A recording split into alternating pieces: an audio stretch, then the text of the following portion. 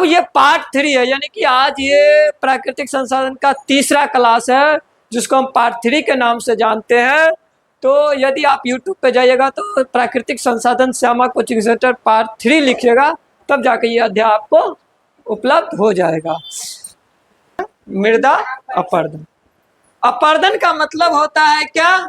जो एक जगह से दूसरी जगह मिट्टी, जब एक जगह से दूसरी जगह मिट्टी प्राकृतिक संसाधन के द्वारा जो हमें क्या प्राप्त हुई है, मृदा यानी मिट्टी प्राप्त हुई है, उस मिट्टी का जब हवा या वर्षा, हवा या जल के कारण क्या होती है, वो एक जगह से दूसरी जगह चली जाती है, उसे ही क्या कहा जाता है? मृदा अपरदन कहा जाता है। समझ गए? अब हम उसको भूगोल की भाषा में जानते हैं, जो क्या कहा जाता है, भूमि की ऊपरी सतह। भूमि की ऊपरी सतह किस कारण से? पानी और हवा के कारण एक जगह से कहाँ चली जाती है? एक जगह से दूसरी जगह चली जाती है, जिसे क्या कहा जाता है? मृदा अपरदन या मिट्टी का कटाव कहते हैं। मिट्टी का कटाव, अगर तुमको परीक्षा में पूछ दे मिट्टी का कटाव किसे कहते हैं? पृथ्वी की ऊपरी सतह वर्षा एवं जल के कारण मिट्टी की ऊपरी सतह एक जगह से दूसरी जगह चली जाती है, उसे ही क्या कहा जाता है? मृदा अपरदन कहा जाता है या मिट्टी का कटाव कहा जाता है। ऐसा रेगिस्तान में बहुत ज्यादा होता है। ये मृदा अपरदन कहाँ पे बहुत ज्यादा होता है? रेगिस्तान में। क्यों होता है? क्योंकि रेगिस्तान का जो भाग है ना, वो कौन सी है? बालुई मिट्टी है। और तुमको बताए थे इससे पहले, जो रेगिस्तान में मान के चलो, यहाँ पर अगर बालू का टीला है, अभी रात भर यहाँ पे जमा है, तो ये यहाँ पे नहीं जमा हो करके सुबह में जब हम उठेंगे तो देखेंगे यहाँ पर टीला जमा हो। ये कैसे हो जाता है? ये सोचने कि ये उठ के सब बालू यहाँ से उड़ के यहाँ चली आई, कुछ बालू इधर से भी उड़ के आई है यहाँ पे, और कुछ बालू अगर इधर का हवा थोड़ा देर बह गया तो यहाँ का भी उड़ के यहाँ आ गया। समझे ना? तो हवा के कारण या वर्षा या जल के कारण जब पृथ्वी की ऊपरी सतह, ऊपरी परत की मिट्टी एक जगह से दूसरी जगह चली जाए या कट जाए, उसे ही क्या कहते हैं? मृदा अपरदन कहते हैं। ये सबसे ज्यादा कहाँ होती है? रेगिस्तान में, यानी कि बहुत ज्यादा होता है, क्योंकि वहां पर मिट्टी हवा के साथ बहुत ज्यादा एक जगह से दूसरी जगह चली जाती है। तुम देखते होगे अपने यहाँ गर्मी के समय में, जिस समय में बहुत आंधी तूफान उठती है ना, तो सड़क पे देखते होगे जो क्या होती है, अगर ये सड़क है और यहाँ पे बालू जमा है तो यहाँ से उड़ के, या गर्दा जमा तो यहाँ से उड़ के यहाँ आया, फिर यहाँ से यहाँ, इधर का पूरा हवा धूल की तरह उड़ती है ना। उसी तरह से रेगिस्तानी क्षेत्र में जहाँ बालू ही बालू है, वहाँ पे हमेशा ये घटनाएं घटती रहती है। समझ गए? यानी कि वैसी जगह जहाँ पर घास भूसा नहीं है, घास फूस नहीं है, पेड़ पौधे नहीं है, वहाँ की मिट्टी भी पानी के साथ में कट के आसानी के साथ क्या होती है? एक जगह से दूसरी जगह बह जाती है, जो कि मृदा अपरदन का ही रूप है। इसे भी क्या कहते हैं हम लोग? मृदा अपरदन ही कहते हैं। मृदा अपरदन के कारण बहुत सारी हानियां होती है। ऐसी बात नहीं कि मृदा अपरदन से सिर्फ फायदा ही होता है। बताए थे ना, मृदा मिट्टी, जलोढ़ मिट्टी जो वो कहाँ से आती है? नदी के माध्यम से प्राप्त होती है और सबसे अधिक उपजाऊ होती है। इसका मतलब ये नहीं कि मृदा अपरदन से फायदा ही है, फायदा के साथ साथ इससे नुकसान भी है। नुकसान क्या है? उपजाऊ मिट्टी बहकर आगे चली जाती है, जो उपजाऊ मिट्टी होती है वो भी आगे चली जाती है, तो वह जमीन उपजाऊ नहीं रहती है। जो जमीन उपजाऊ थी वो बाढ़ के कारण यहाँ से दूसरी जगह वो मिट्टी, ऊपर की मिट्टी चली गई, तो निश्चित नहीं है कि वो मिट्टी फिर से उपजाऊ रहेगी ही, नहीं रहती है। इसलिए मृदा अपरदन को रोकना बहुत ही जरूरी है। और अपरदन किस कारण से होती है? मृदा अपरदन जो होती है, मिट्टी एक जगह से दूसरी जगह, तो उसका कुछ न कुछ कारण होगा ना। तो कारण क्या है? सबसे पहला कारण है बाढ़ और आंधी। जब भी बाढ़ आती है उस कारण से भी मिट्टी एक जगह से दूसरी जगह जाती है, या आंधी के कारण भी एक जगह से मिट्टी दूसरी जगह चली जाती है। और नियंत्रित पशुचारण, यानी पशुचारण, यानी कि यहाँ पे अपने यहाँ पशु को चराने के लिए कोई भी नियंत्रण नहीं है। जिसको जहां मन होता है, खेत हो खलिहान हो, जहां मन हुआ वहीं पे गाय भैंस को चरा दिए या चारा काट लिए, घास भूसा घास काट लेते हैं ना।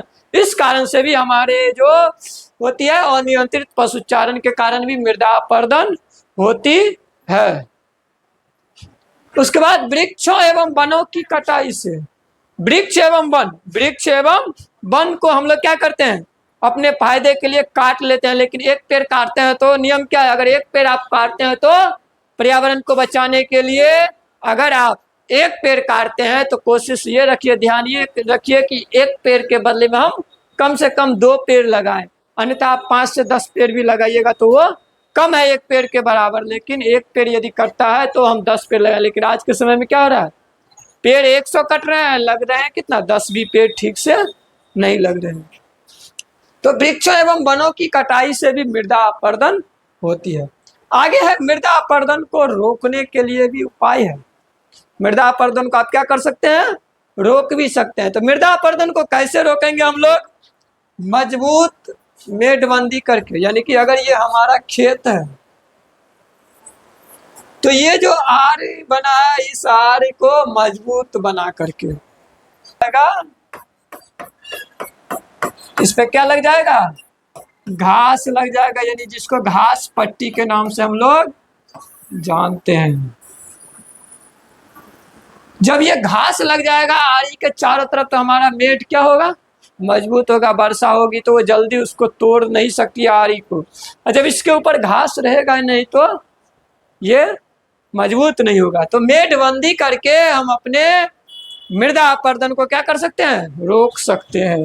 भूमि को समतल करके, यानी कि भूमि को एक रंग करके हम क्या कर सकते हैं, मृदा अपरदन को रोक सकते हैं। अगर वो ऊपर नीचे है तो क्या होगा, पानी ज्यादा होगी तो ऊपर की मिट्टी क्या होगी, यहाँ की मिट्टी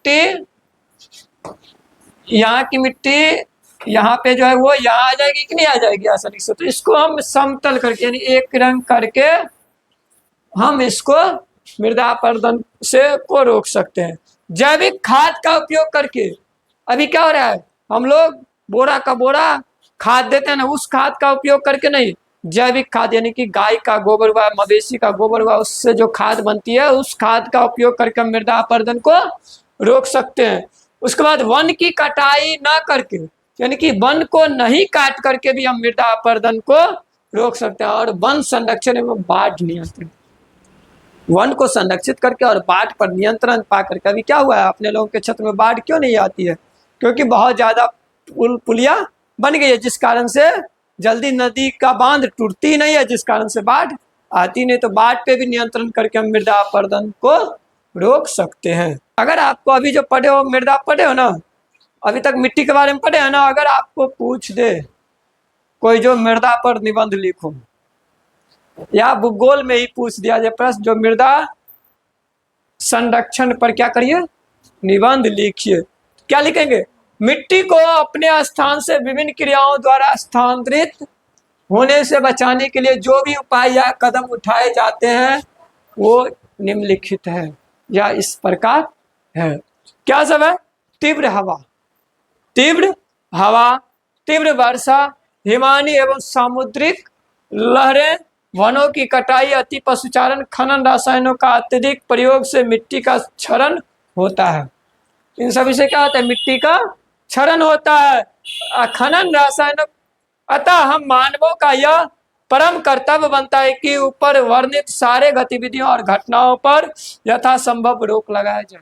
यानी ये जो क्रियाकलाप हम लोग घटित कर रहे हैं आज, अपने मन से जाते हैं और काम रहता है एगो पेड़ का और काट लेते हैं 5 गो पेड़ 10 गो पेड़ और उसको जलावन के रूप में यूज करते। क्या गैस नहीं है आपके पास, है ना। तो संसाधन रहने के बाद भी हम क्या कर रहे हैं, पेड़ पौधे को बिना मतलब का काटते जा रहे हैं। ऐसा करने से किसको नुकसान है, हम मानव को ही नुकसान है।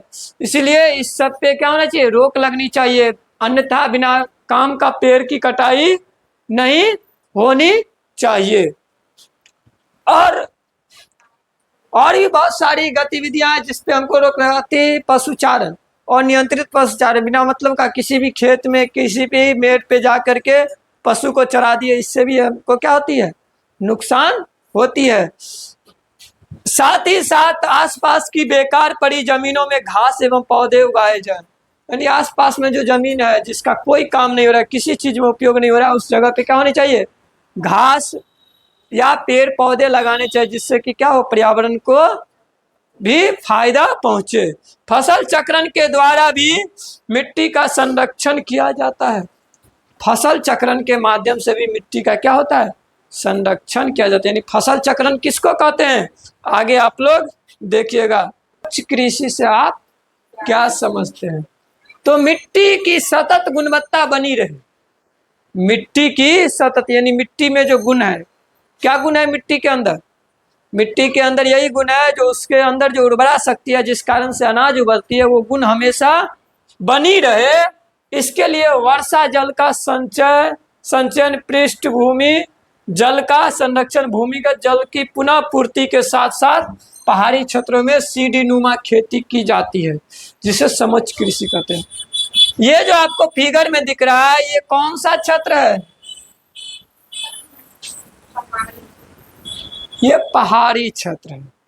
और पहाड़ी क्षेत्रों में जमीन की गुणवत्ता यानी जमीन के अंदर जो उर्वरा शक्ति है वो शक्ति बनी रहे, इसको बनाए रखने के लिए किस प्रकार की खेती की जाती है, सीढ़ी नुमा। जैसे सीढ़ी हम लोग छत पे चढ़ने के लिए सीढ़ी बनाते हैं ना, उसी ढंग से पहाड़ी क्षेत्रों में सीढ़ी के तरह बना बना करके लोग क्या करते हैं, खेती करते हैं। उसे ही क्या कहा जाता है, समुच्च कृषि कहा जाता है। समुच्च कृषि किसे कहते हैं, समुच्च कृषि हम उस कृषि को कहते हैं जिससे के माध्यम से पहाड़ी क्षेत्रों में लोग सीढ़ी नुमा खेती करते हैं, उसे ही हम क्या कहते हैं, समुच्च कृषि कहते हैं। अब समुच्च कृषि से मिट्टी की उर्वरा शक्ति एवं संरक्षण, यानी मिट्टी की जो उर्वरा शक्ति एवं संरक्षण जो है वो साथ साथ हो जाती है।